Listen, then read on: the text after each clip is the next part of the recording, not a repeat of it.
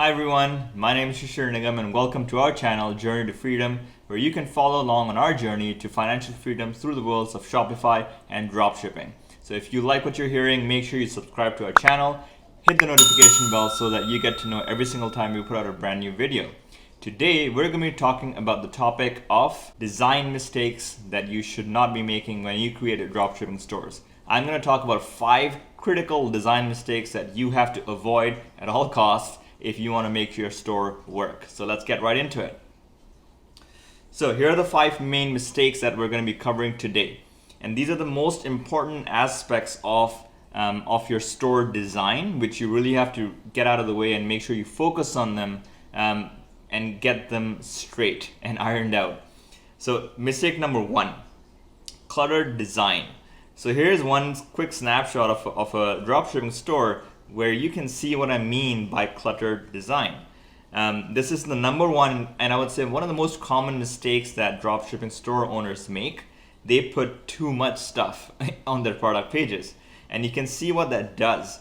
There are 20 different colors that you can see on this page. There are so many things that distract from the actual product that are on this product description. You have an offer, you have a very colorful timer, you have a colorful guaranteed safe checkout banner, you have 3 share icons, and then you get to the actual product description. So you can see what I mean by clutter. First of all, you want some color consistency. Now this store owner has chosen this mustard or orange, light orange color for their buttons. And ideally, you want to maintain that same color schemes throughout the rest of your product description, including some of these buttons that you have here. So this text here ideally should be either the same color or just a darker shade of the same color. These elements really are what put off customers. They start to associate stores that look like this to untrustworthy stores. It takes away from the trust factor, because people have gotten very used to scammy dropshipping stores, and they all tend to look like this.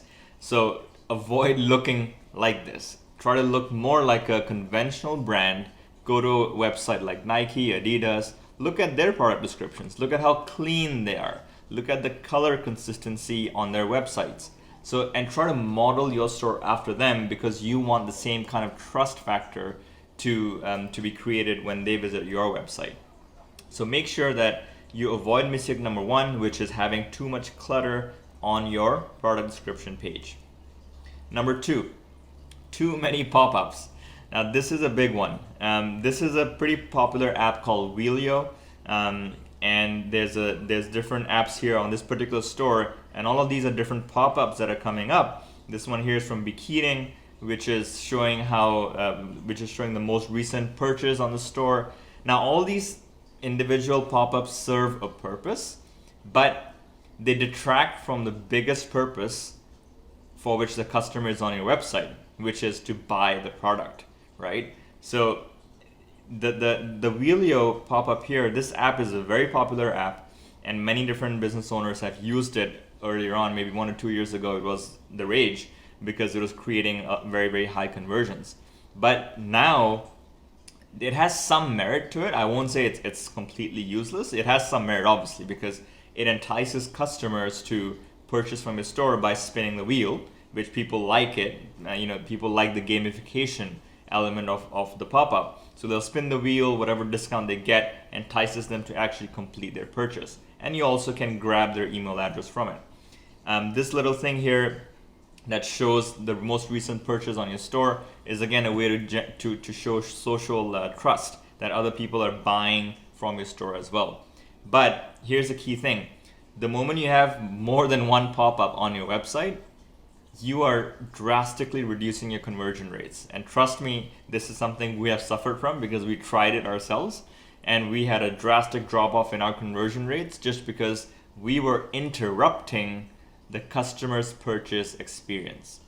Think about it on a mobile. If your customer is on a cell phone and they land up on your product description page, already the screen is quite small, and then suddenly 2 or 3 pop-ups come up, and it's gone because you have no screen space really to see anything else.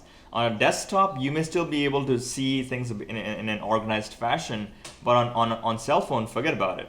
So you really cannot interrupt the customer's purchase process in the beginning. If you want to do any cross sells, upsells, do them after the customer has made their first purchase using post-purchase upsells. And I'll talk about this in another video, which I'll place in the card over here. So take note of this. Mistake number 2 is having too many pop-ups. Have one. I think in our store we have one particular pop-up, which is a discount in return for an email.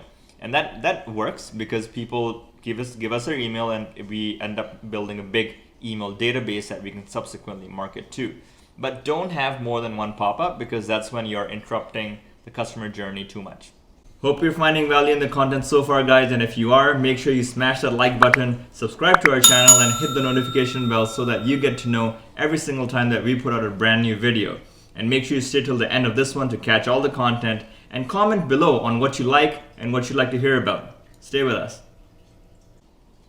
Mistake number 3, only focusing on listing the features of the products.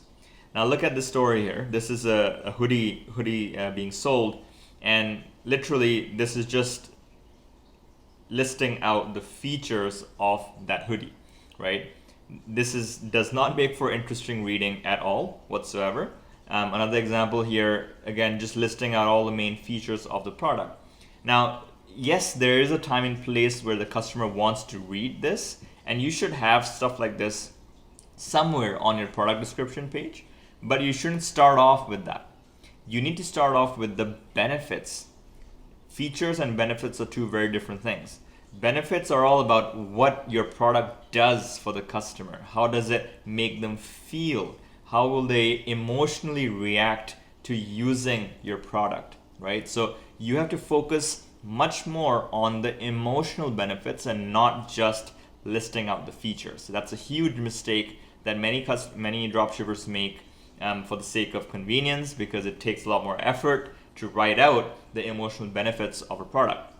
So for example, in this hoodie, the emotional benefit could be something along the lines of, hey, would you like to be the head turner at your next party?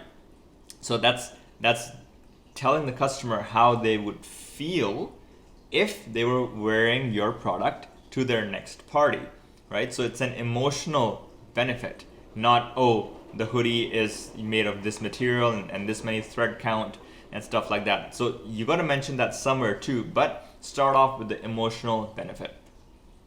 Mistake number 4, hiding shipping times. This is a big one. Again, many dropshipping owners early on have a concern that, hey, if I tell my customer that it takes me 2 to 4 weeks to get a product to them, they won't buy from me. And yes, that's true. Some customers will get turned off by the longer shipping times. But that is much better than having people buy from you and then be surprised by the extended shipping times, which you didn't mention when they first made the purchase. That will end up causing you much more problems down the road. You'll end up having chargebacks on PayPal and Stripe and other payment providers, and that's a much more serious issue than having one customer not buy from you because of a longer shipping time. And the key thing is that our store in 2019 generated $840,000 in sales, and we publicize our shipping times at multiple points in the customer purchase process. Right in the product description, the first line up there is shipping times 2 to 4 weeks. They go to the shipping policy page, shipping option page, again, they're shown 2 to 4 weeks. On the thank you page, again, 2 to 4 weeks. In the email confirmation, again, it says 2 to 4 weeks. So despite that, we're able to create the sales, and that tells us that people are actually quite accommodative. If they're liking the product, it's unique, then they will be willing to wait for the product to get to them. So there's no point hiding the shipping times, because as I said, it'll cause a lot more problems down the road for you. So don't hide the shipping times. And mistake number 5, slow page load times. I would actually say this is the most important of the 5, because page load times are critical these days. People are most of the time loading your page on their mobile phone, and if your page does not load in 2 to 3 or 3 to 4 seconds, they're gone. People do not have the attention span or patience to wait more than 3 to 4 seconds for any page to load. I'm sure from your own internet using behavior, you know that fact. There are two key websites that you can use to really test out your own page load speed. One is gtmetrics.com, the other is tools.pingdome.com. Both of these are good benchmarks that help to evaluate the load time of your website on different devices. So if you're getting very poor page speed scores, you can drill down on these websites to see what is causing the issue. Is it an application? Is it the file size of the images on your page? Is it some other back-end coding issue that you need to get figured out? So it can really help you to drill down what's causing the problem, because the stats are for every additional second of load time, your conversion rate drops by 7%. So that's a huge number. And especially in the world of e-commerce and dropshipping, conversion rates are everything. Especially when you're paying money for every single customer to be on your store, you need to make sure that you have the highest conversion rate possible. So make sure you check the page load speeds of your pages. And if you're having them to be too slow, reduce the images, minify your images, shrink them in size, cut down the amount of apps that you have loading in the background, reduce all those gimmicky pop-ups that increase your page load time. So I hope those 5 mistakes have been helpful for you to make sure to understand what to avoid in the future.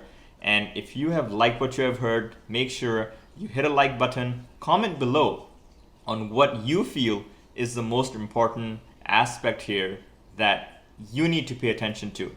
And if you think there's any other mistakes that I should have pointed out, comment below and let us know.